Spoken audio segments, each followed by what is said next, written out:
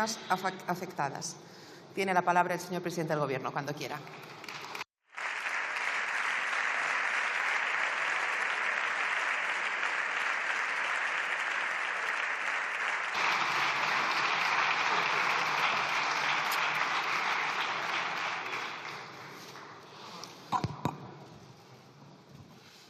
Muchas gracias, señora presidenta.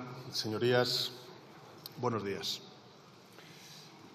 Comparezco para dar cuenta, como ha dicho la presidenta, de las actuaciones que el Gobierno de España está llevando a cabo para abordar los efectos causados por la Dana el pasado 29 de octubre. Una Dana que, como todos sabemos, no tiene precedentes en nuestra historia reciente. Una Dana que, lamentablemente, ha segado la vida de 222 compatriotas y ha devastado a casi un centenar de municipios.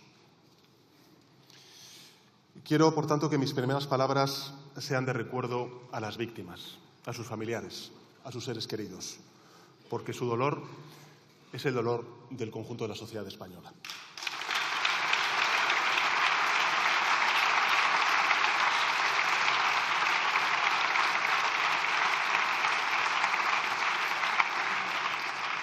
Junto a ello, quiero manifestar un firme compromiso sobre toda la sociedad valenciana, y es que el Gobierno de España va a seguir con los vecinos de los municipios afectados hasta que se complete su reconstrucción y el relanzamiento de una tierra muy querida por todos, como es Valencia.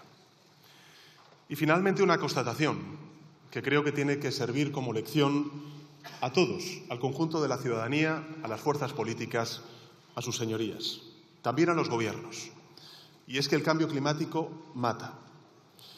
Y, por tanto, todos debemos tomarnos en serio esta amenaza, porque hay algo mucho más peligroso que la emergencia climática, y son gobiernos negacionistas que, por acción u omisión, reniegan de los efectos devastadores del cambio climático.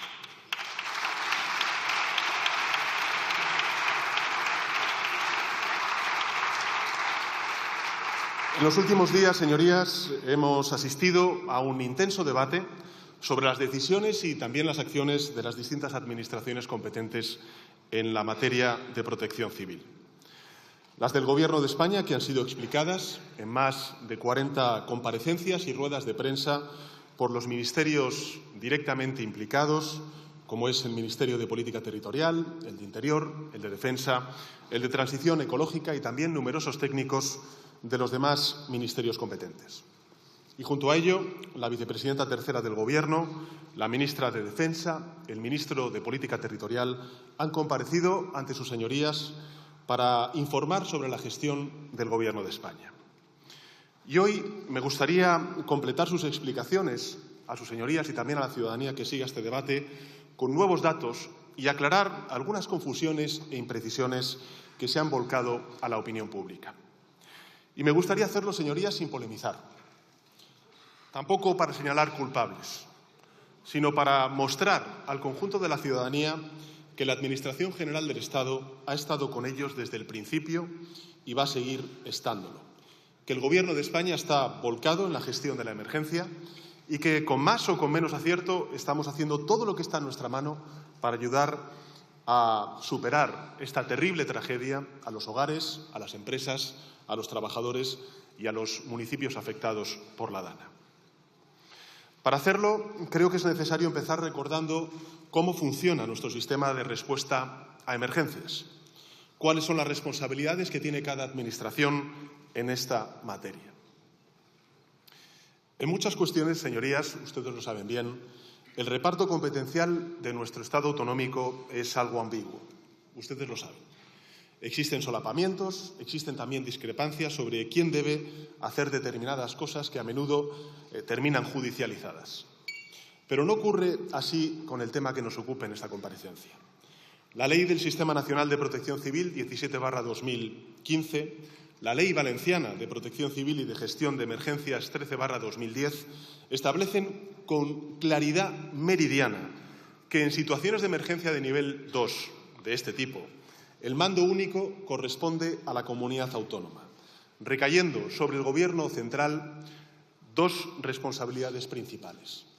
La primera, generar toda la información necesaria sobre la meteorología y los caudales hídricos. Y, en segundo lugar, proveer, es decir, transferir a la comunidad autónoma todos los medios que requiera y existan también para dar respuesta a la crisis. Por tanto, la pregunta, señorías, es si el Gobierno de España cumplió con estas responsabilidades. Y la respuesta es que sí lo hizo. Lo hizo desde el primer momento. Lo sigue haciendo y lo va a seguir haciendo todo el tiempo que sea necesario, como he dicho al principio de mi intervención, para afrontar la reconstrucción de la zona o de las zonas afectadas. Todo lo que digo, señorías, puede demostrarse empíricamente. Hablemos de la primera de las responsabilidades, la provisión de información y de avisos. En este episodio, señorías, los dos grandes responsables estatales son la Agencia Estatal de Meteorología, la conocida AEMET, y la Confederación Hidrográfica del Júcar. La AEMET emitió los primeros avisos sobre la Dana el jueves 24 de octubre, 5 días antes de la catástrofe. El viernes 25 notificó fuertes lluvias. El sábado 26 alertó de que habría alta intensidad torrencial y el domingo 27 de octubre anticipó un posible aviso naranja en la Comunitat Valenciana, en Cataluña, en Andalucía, en las Islas Baleares, que se activó al día siguiente en varias de estas zonas. El martes 29, en concreto a las 7:31 de la mañana, la AEMET activó el nivel rojo para el litoral sur de Valencia y llamó al Departamento de Protección Civil de la Comunitat Valenciana para subrayar la gravedad de la situación. Informó a las 9:43 de la subida a nivel rojo en toda la provincia de Valencia y continuó emitiendo comunicados públicos sobre los cambios en los avisos y llamando a la Protección Civil valenciana durante toda la jornada del día 29 y los días posteriores, a la vez que ofrecía en tiempo real toda la información en su página web. Lo mismo hizo, señorías, la Confederación Hidrográfica del Júcar. No hubo, como se ha dicho por parte de algunos, ningún apagón informativo el pasado día 29. Este organismo mantuvo una comunicación constante con el Centro de Emergencias de la Generalitat durante todo el episodio de la Dana. En concreto, señorías, a las 12:07 informó sobre el crecimiento del caudal del Barranco del Pollo, información que el Centro de Emergencias de la Generalitat Valenciana usó para activar la alerta hidrológica en los municipios ribereños de la Rambla. Envió, señorías, 198 correos electrónicos a las autoridades de protección civil. Estuvo presente en el CECOPI desde el primer momento, donde alertó del incremento generalizado de los caudales en toda la provincia de Valencia y transmitió durante todo ese tiempo datos sobre la pluviometría y el nivel y volumen de los embalses y los ríos de forma constante y pública a través de su sistema autonómico o automático, mejor dicho, de información hidrológica que puede consultarse online de forma abierta. Es cierto que uno de sus sensores, el de Ribarroja, se rompió a las 18:55 de la tarde, pero para entonces, como saben ustedes, la gravedad de la situación ya era conocida por todos. De hecho, para entonces, los bomberos ya estaban rescatando personas en el Barranco del Pollo. Por tanto, señorías, pido que no se engañe a la gente. Si quieren buscar culpables, algunos que los busquen, háganlo, pero no señalando a los servidores y servidoras públicos que cumplieron con su deber.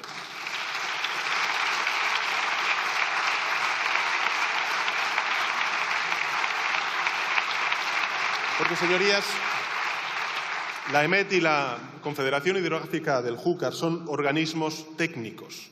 No hacen juicios subjetivos, ni tampoco cálculos políticos.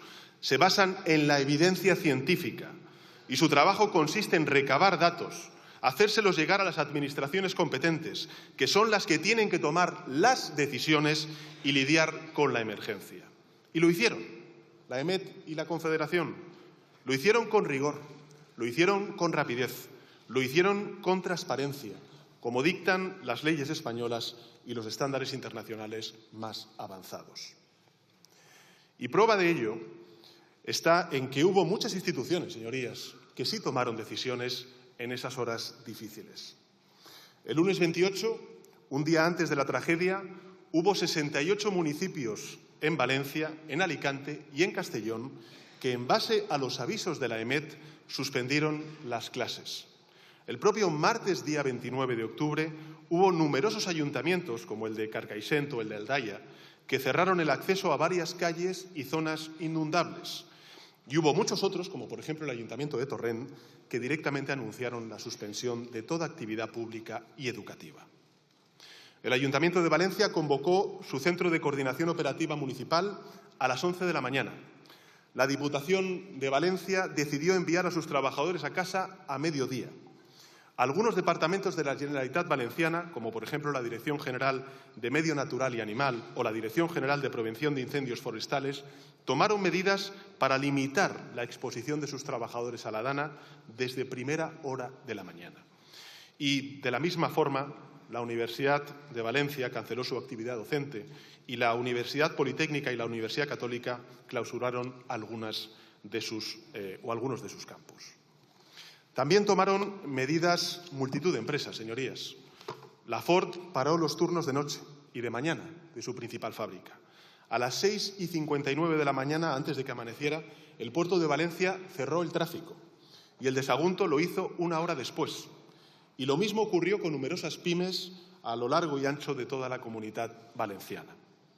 Por tanto, señorías, ¿cómo puede decir el Partido Popular y Vox que los organismos dependientes del Ministerio de Transición Ecológica no avisaron cuando todas estas instituciones públicas y privadas sí reaccionaron, citando a menudo las alertas de la EMET para justificar sus medidas?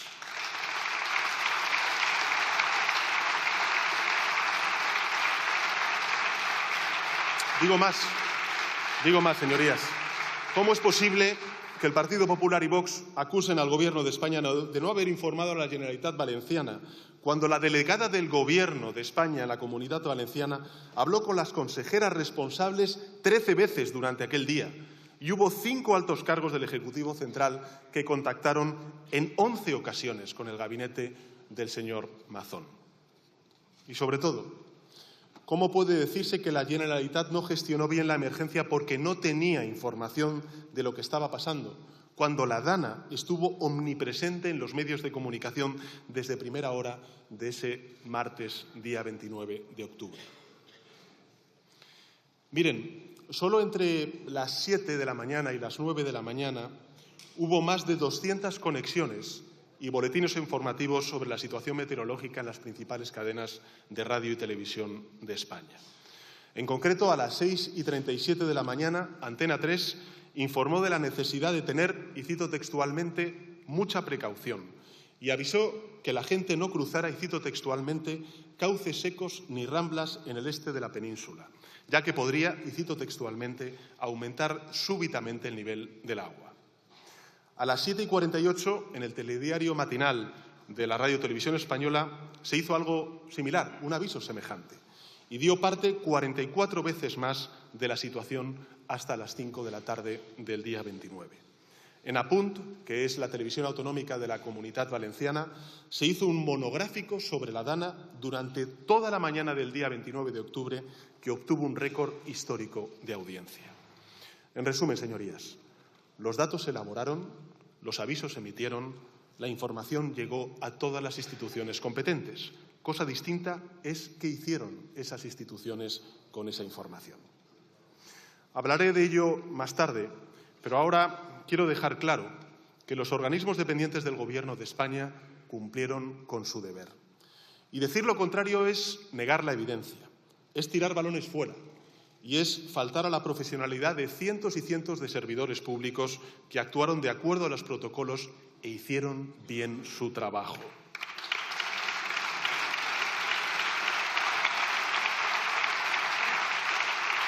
Por tanto, que justos no paguen por pecadores. Hablemos ahora del segundo conjunto de responsabilidades que tiene el Gobierno de España en emergencias como esta. Y es dotar a las comunidades autónomas afectadas de todos los recursos y ayudas que necesiten y soliciten. Y sí, señorías del Partido Popular y de Vox, aun a riesgo de que ustedes vuelvan a retorcer mis palabras para hacer de ellas una mentira, otra más, se lo vuelvo a repetir, nuestro deber el del Ejecutivo de España, es enviar a las administraciones competentes todos los recursos y ayudas que pidan, que soliciten, porque eso es lo que recomiendan todos los expertos en gestión de catástrofes y es lo que dicta, por cierto, nuestro ordenamiento jurídico. Por supuesto que el Gobierno de España se preparó desde el primer momento. Claro que nos fuimos adelantando a las peticiones de la Generalitat Valenciana para estar listos en caso de que llegasen esas solicitudes, esas peticiones. Fíjense, el Ministerio de Defensa ordenó a la UME empezar a prepararse para una posible intervención ese mismo martes, día 29, a las 9 de la mañana. Y no dejó de hacerlo a lo largo de todo el día, a pesar de que la consellera de Justicia de la Generalitat Valenciana rechazó hasta 3 veces el ofrecimiento de la delegada del Gobierno en la Comunidad Valenciana a movilizarla. Y gracias a esta movilización preventiva, cuando finalmente el señor Mazón cambió de opinión y pidió la intervención de la UME para la comarca de Utiel-Requena a las 15:41, el primer batallón pudo ponerse en marcha tan solo un minuto después. Un minuto. Y realizar los primeros rescates a las 17:55. Lo mismo ocurrió con los subsiguientes envíos de efectivos a las zonas afectadas. Por eso, por ejemplo, las Fuerzas Armadas pidieron, o mejor dicho, pudieron satisfacer el cambio de parecer del señor Mazón el día 2 de noviembre, cuando pasó de pedir 500 militares a más de 5.000 militares en unas pocas horas. Y lo mismo ocurrió con las demás agencias de la Administración General del Estado que han intervenido en esta crisis. Les recuerdo, por cierto, que la delegada del Gobierno canceló su agenda oficial el martes día 29 a primera hora y se dedicó en exclusiva a movilizar y a gestionar el apoyo de la Administración General del Estado a la Generalitat. De hecho, a las 9:30 ya se reunió con entidades como, por ejemplo, la Dirección General de Tráfico, la Policía Nacional, la Guardia Civil, Adif o Renfe, para que estuviesen listas para movilizarse. Por tanto, señorías, el Gobierno de España actuó desde el primer momento. Lo sigue haciendo. Trabajó a destajo para estar listo y enviar toda la ayuda que se requiriera. Pero tienen ustedes que entender que, como ha explicado el teniente general Marcos de la UME, una de las mayores amenazas en este tipo de emergencias es intervenir de forma caótica y desorganizada, saturando las pocas carreteras abiertas con medios innecesarios que impidan llegar los recursos que más urgen en cada fase. Por eso hay que responder a las peticiones de las administraciones locales y autonómicas, porque ellas están sobre el terreno, porque ellas conocen de primera mano la situación y los recursos y son, por tanto, las más capacitadas para determinar qué medios se necesitan en cada momento. En situaciones de emergencia, señorías, hay que escuchar a los que están en el terreno y atender sus peticiones. Eso es lo que tenía que hacer el Gobierno de España en esta dana. Es lo que hemos hecho y es lo que vamos a seguir haciendo, aunque alguno trate de polarizar con esta tragedia, instigar al desánimo y alimentar la desconfianza en las instituciones. En estas semanas, señorías, hemos respondido a la práctica totalidad de las peticiones de la Generalitat Valenciana, incluyendo todas las que nos parecieron adecuadas y estaban en nuestra mano responder. Hemos desplegado en las zonas afectadas nada más y nada menos que un total de 20.000 trabajadores públicos. 20.000. Para que nos hagamos una idea, los ciudadanos se hagan una idea del esfuerzo que está haciendo la Administración General del Estado, esto es 5 veces más que el conjunto de militares que nuestro país tiene desplegados en sus misiones de seguridad y de paz en todo el mundo. Entre ellos hay 8.500 miembros de las Fuerzas Armadas, 9.300 policías y guardias civiles, 300 brigadistas forestales, 800 operarios de carreteras y ferrocarriles, 80 médicos forenses y psicólogos, 140 peritos, 130 funcionarios interinos, 88 oficinas adicionales para asistir a los ayuntamientos y a la población en la tramitación de las ayudas. Este impresionante conjunto de personas, la movilización de este contingente humano, ha permitido el rescate a más de 37.000 personas, es decir, el equivalente a toda la población de Teruel. Ha restablecido el 80% de las canalizaciones de agua y el 100% de las líneas eléctricas y telefónicas que fueron interrumpidas por la dana.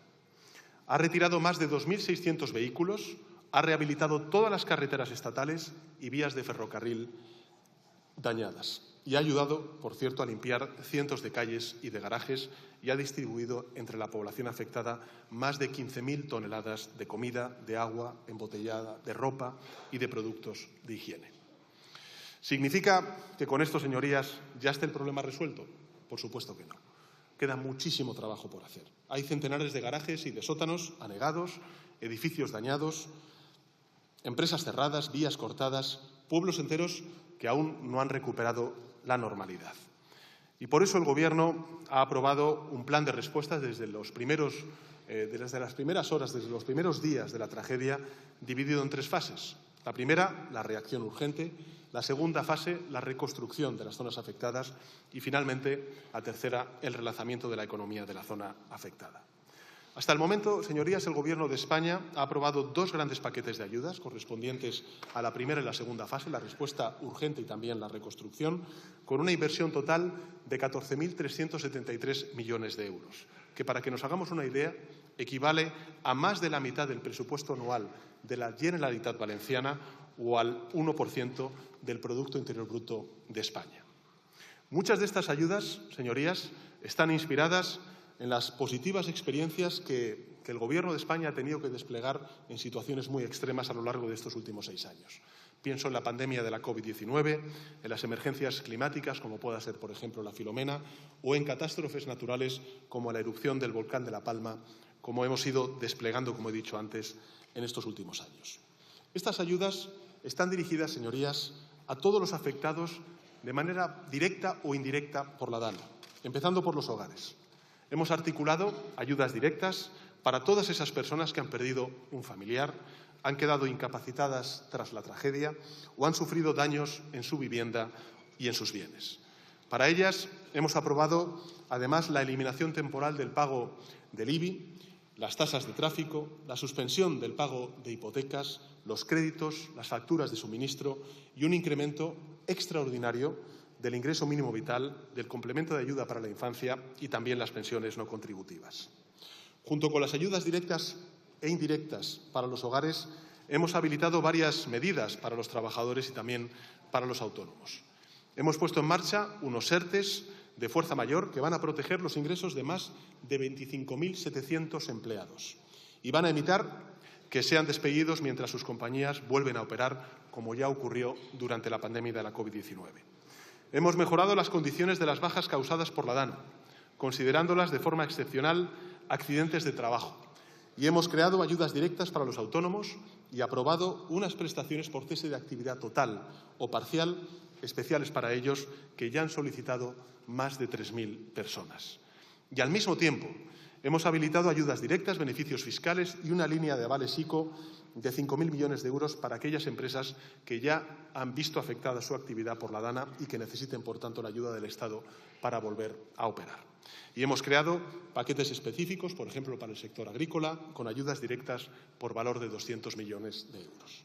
Y, asimismo, hemos establecido varias ayudas para los ayuntamientos afectados, destinando nada más y nada menos que 500 millones de euros a los operadores para que extraigan el lodo y recuperen las redes de distribución y de saneamiento del agua. Y comprometiéndonos, además, a financiar el 100% de los gastos de emergencia que tengan que realizar los ayuntamientos, así como el 50% de todas las obras de reparación de infraestructuras, de instalaciones, de servicios que tengan que llevar a cabo para devolver la normalidad a sus vecinos y a sus vecinas. Todas estas ayudas, señorías, están ya en marcha. Hasta ahora se han recibido un total de 273.600 solicitudes y se han realizado ya pagos por un valor superior a los 60 millones de euros. Y la semana que viene se abonarán unos 160 millones de euros más a hogares, a autónomos y a empresas. Y de ahí en adelante esperamos que los pagos se aceleren y se realicen a lo largo del mes de diciembre. Por tanto, la ciudadanía debe saber, señorías, que el Gobierno de España está haciendo un esfuerzo titánico, no solamente por movilizar los recursos económicos, sino por acelerar el proceso que permite dentro de la ley. De la misma manera que hemos reconstruido puentes, carreteras, líneas ferroviarias en tiempo récord, ahora vamos a tratar de transferir las ayudas lo más rápido posible. Y la ciudadanía debe saber, señorías, que las ayudas prometidas no son una promesa vacía, que los territorios y las personas afectadas van a llegar pues hasta el último euro anunciado en un tiempo récord. Como, por cierto, señorías, ocurrió en la pandemia o tras la erupción de del volcán de la isla de La Palma. Porque, por mucho que insistan los desinformadores profesionales de este país, lo cierto y verdad es que el Gobierno de España ha transferido o ejecutado el 99% de los 1.046 millones de euros en ayudas e inversiones que anunció en la isla de La Palma, y que aquellas ayudas e indemnizaciones que aún no han llegado a las manos de sus legítimos perceptores no están en manos del Gobierno de España, sino pendientes de ejecución por parte de otras administraciones. En todo caso, señorías,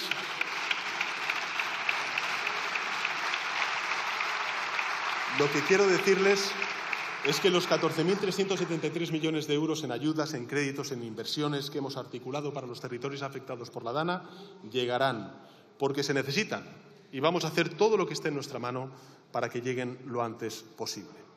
Y en todo caso, sabemos que este dinero, pues evidentemente no es suficiente, que las inundaciones han causado daños inmensos más allá de los sectores, de los colectivos a quienes van dirigidas estas ayudas.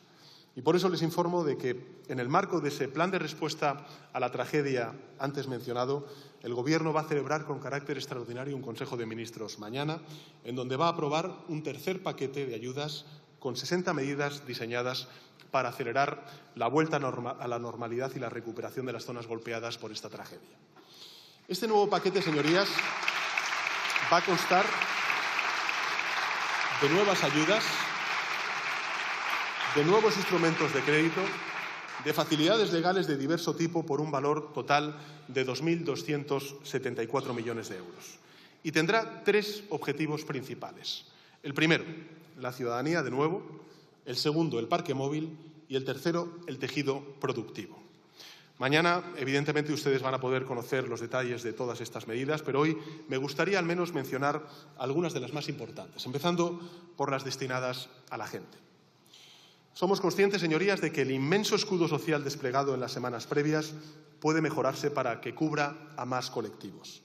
Por eso, mañana vamos a reconocer el derecho a que personas distintas a los convivientes puedan obtener las ayudas por fallecimiento y la posibilidad de que los familiares del fallecido perciban también las ayudas por daños en la vivienda.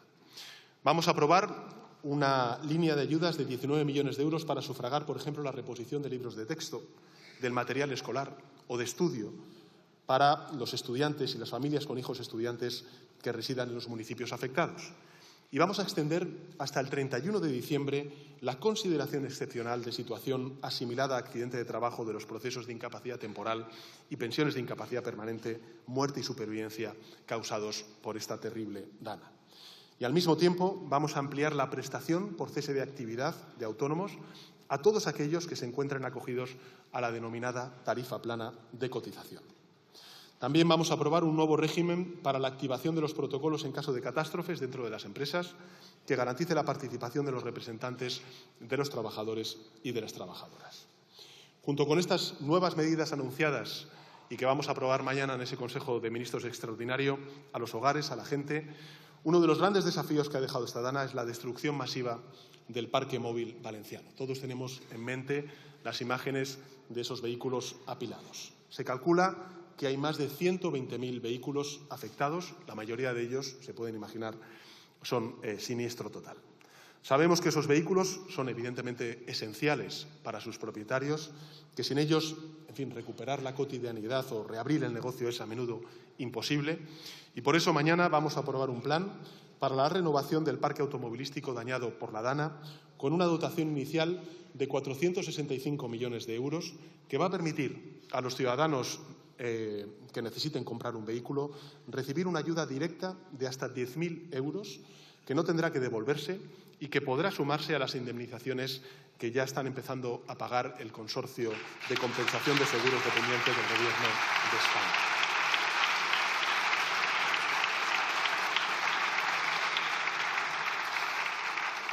Los vehículos adquiridos podrán ser de distinto tipo, no tendrán que ser nuevos e incluirán de forma retroactiva todos los que se hayan comprado desde ese aciago 29 de octubre en sustitución de otro siniestrado. En tercer lugar, y con el fin de recuperar y relanzar la actividad económica en las zonas afectadas, mañana vamos a aprobar una serie de medidas destinadas a las empresas. Vamos a activar una nueva línea, otra línea, de 1.200 millones de euros para que los autónomos y empresas industriales y turísticas puedan reparar sus instalaciones, equipos, stock de productos y puedan realizar nuevas inversiones. Vamos a habilitar una vía rápida para la financiación preferente de operaciones de reconstrucción y de recuperación de capacidades innovadoras y tecnológicas en las zonas afectadas. Y en el ámbito comercial, señorías, vamos a lanzar una línea de 240 millones de euros para la reactivación del comercio local con ayudas dirigidas a paliar daños materiales en bienes afectos a comercios y otra línea ICEX dirigida a facilitar la internacionalización de la actividad de empresas afectadas por la DANA.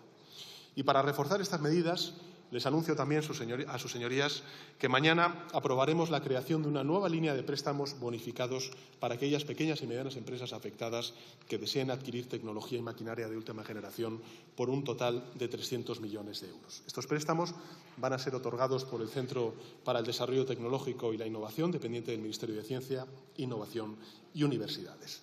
Y tendrán unas condiciones mejoradas en el importe de anticipos, van a permitir también la reducción o incluso la exención de garantías. De forma que las empresas van a poder lograr préstamos de hasta 6 millones de euros en unas condiciones muy ventajosas. Estas son, señorías, las principales medidas del nuevo paquete de ayudas que vamos a aprobar mañana en el Consejo de Ministros. Un nuevo paquete que se suma a los dos que ya aprobamos el pasado día 5 y día 11 de noviembre para alcanzar un total movilizado de más de 16.600 millones de euros. Repito, 16.600 millones de euros. Y se inscribe, como he dicho antes, en las dos primeras fases del Plan de Respuesta Inmediata, Reconstrucción y Relanzamiento que el Gobierno de España está articulando para las zonas afectadas por la DANA. Digo esto para transmitirles que después de este tercer paquete, donde ya repito, pues estamos movilizando nada más y nada menos que 16.600 millones de euros, después de este tercer paquete habrá cuantos paquetes sea necesario, porque el Gobierno de España no va a dejar de trabajar por los valencianos y las valencianas hasta que todos ellos hayan podido recuperar la normalidad que perdieron el pasado 29 de octubre. Y por tanto, señorías, cuando los focos se hayan marchado, el Estado seguirá ahí, el tiempo que haga falta, con los recursos que sean necesarios. Lo hicimos durante la pandemia, lo hemos hecho durante todas las emergencias climáticas y desastres naturales que nos han acompañado durante estos últimos 6 años y lo vamos a volver a hacer para y por los valencianos y las valencianas. Señorías, concluyo. Y lo hago, por cierto, discrepando con el presidente Mazón y con otros dirigentes del Partido Popular y de Vox. Yo no creo, señorías, que el sistema haya fallado. Yo no creo que el Estado autonómico haya fallado. Nuestro sistema autonómico, basado en la descentralización y también en la cogobernanza, ha seguido los parámetros que recomiendan los principales expertos. Es similar al que tienen algunos de los países más desarrollados del mundo, por ejemplo, Canadá, Alemania, Reino Unido, Países Bajos, que otorgan un gran protagonismo a las administraciones regionales y municipales, a sabiendas de que son las que mejor conocen el terreno y tienen un contacto directo con los recursos humanos y los materiales necesarios. Y es el mismo que nos ha permitido, por ejemplo, responder con eficacia a otros desastres naturales previos o a la DANA que golpeó otras comunidades autónomas los días posteriores a la tragedia. Por eso, señorías, yo no creo que el Estado autonómico haya fallado ni que el sistema haya fallado. Creo que han fallado algunas de sus piezas y, sobre todo, algunas personas. Personas en posiciones muy elevadas, que no han estado a la altura de sus responsabilidades, que no han entendido su responsabilidad o simplemente se han desentendido de ella. Saber quiénes son esas personas es, a mi parecer, sencillo, porque son las mismas que ahora vuelven a equivocarse y se dedican a embarrar, a echar balones fuera, cuando lo que deberían hacer es centrarse en retirar el lodo, en reparar infraestructuras y en ayudar a las víctimas de ese desastre.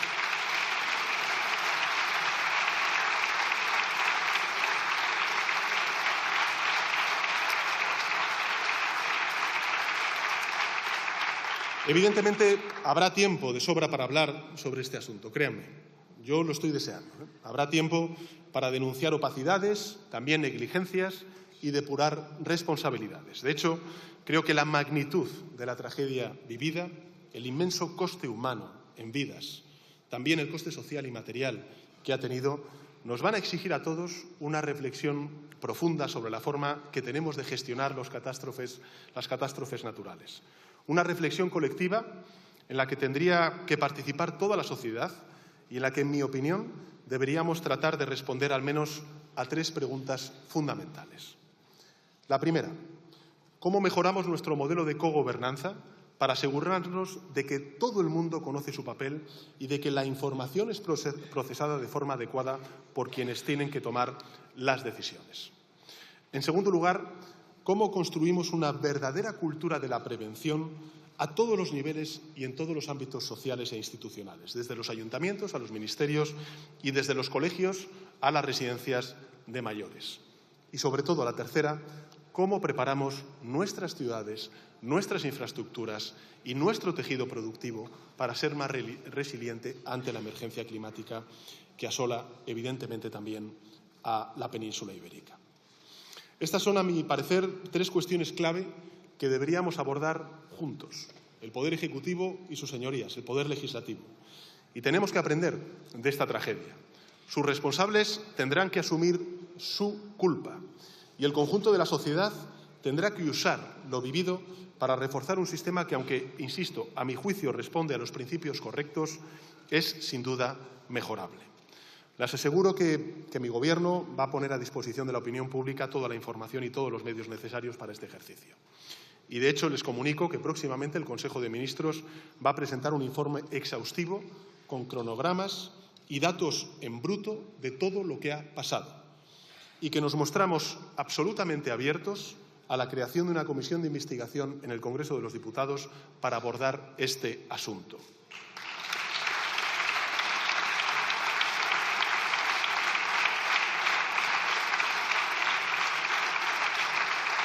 Una comisión de investigación, señorías, que deberemos, celebrar e invitar a servidores públicos, académicos, a miembros de la sociedad civil y en la que yo mismo participaré.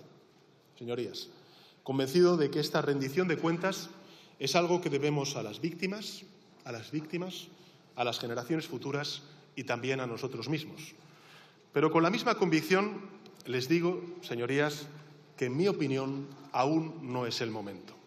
Si queremos que esta reflexión colectiva sea útil, no podrá ser una reflexión apresurada ni tampoco viciada por la necesidad de la supervivencia política de alguno. Exigirá perspectiva, serenidad y mucho trabajo. Y ahora, evidentemente, la prioridad es otra. Mientras siga habiendo personas desaparecidas, garajes inundados, puentes y carreteras destruidos y negocios con la persiana bajada, nuestros esfuerzos deberían centrarse en la reconstrucción y no despistarse con un debate que, además de sustraer recursos, provocará previsiblemente una fricción entre administraciones que ahora los ciudadanos no necesitan. Por tanto, de momento, señorías, centrémonos en localizar a los 5 desaparecidos, que aún hay registros, o registrados, mejor dicho, en ayudar a las víctimas, en reconstruir las infraestructuras dañadas y en restablecer los servicios. Esas, señorías, fueron las prioridades que yo mismo fijé en mi primera comparecencia el pasado 30 de octubre y esas son y van a seguir siendo las prioridades que guían la acción de mi Gobierno en esta etapa. Y, por tanto, señorías, pido a los grupos parlamentarios que se sumen a este espíritu, que no se dejen llevar por ningún otro cálculo. La labor que tenemos por delante es demasiado importante, demasiado colosal.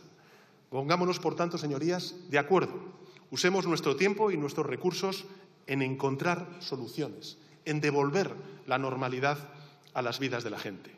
Eso es, señorías, nada más y nada menos lo que los ciudadanos y ciudadanas esperan y demandan de nosotros. Nada más y muchas gracias, señora presidenta.